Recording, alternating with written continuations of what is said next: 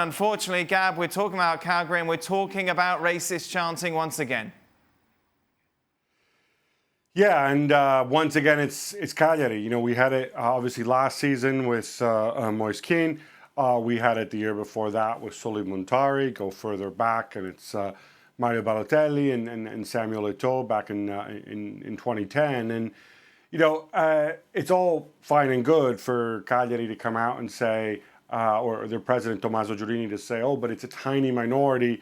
They don't represent us. We're not racist." Well, you know, I think the question everybody's asking is, you need to do something about it. And, you know, in the same way that there's cameras following you everywhere, right into the toilet, I just find it extraordinary that, you know, rather than people talking about punishing clubs and shutting down grounds, all of which can be an important tool, but first and foremost, find the individuals and tell them, you're never again stepping into this ground. And it'll be interesting to see how Cagliari react, because as you'll recall, a year ago with Ken, you know, there was the issue, yeah, well, racial abuse is bad, but look, Ken provoked us. I don't think anybody can claim that Lukaku provoked anybody in any way, shape, or form. Not that that would ever be a justification. So hopefully we'll see a strong statement from Cagliari first and foremost.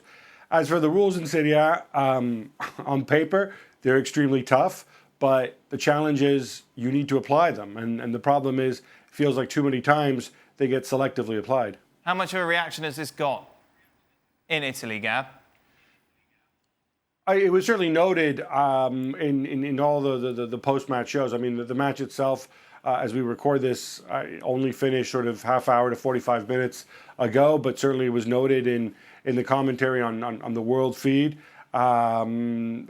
We haven't quite heard everybody speak post-match yet, and we'll have more on that as and when. 2019, Craig. Yeah, well, I can't say much different than I said with the Moise Kean incident last year, which was horrendous. But, you know, Gab's point, to an extent, is correct. The cameras should be able to pick up the perpetrators, and if the host broadcaster hasn't identified that, then that's a dereliction of duty, because it's the audio is quite clear. So some cameras should at least have been directed to behind the goal, and therefore the relevant people should have the ability to at least pick these people out and ban them from the grounds for life. I mean, I can't say any more than that, because if you don't do that, it's just going to be difficult to get rid of this. There's no doubt that the technology is in all the grounds. Yeah. There's absolutely no doubt that they can do it. It's very easy to do, and it's a step. But this is getting absolutely ridiculous. Something has got to be done, and very, very quickly. Gab, for people who maybe aren't so familiar with Italian football, why always Calgary? Why do we keep seeing it happening there? It's an odd one. I mean, certainly it's not always Cagliari. I mean, Inter Milan themselves, their fans, of course, racially abused Kalidou Koulibaly just last season. It's a legacy of the past. And, you know, the rules that are in place have contributed. We're certainly becoming more aware of it when it does happen, and it happens less overall.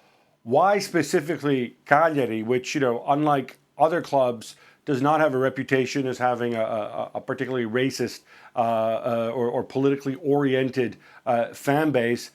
I honestly don't know, and it's certainly not that kind of city. But what we are seeing is that there are obviously far too many idiots in the ground who think it's appropriate to racially abuse a player in 2019, and I really don't think that the club, you know, while sending out all sorts of messages about solidarity and being anti-racist, this is, as Craig said, you know, the measures are there, and I think the fan base themselves, if you're in the stands, you need to go and report this kind of behavior, because, you know, now the whole world knows Cagliari for the wrong reasons.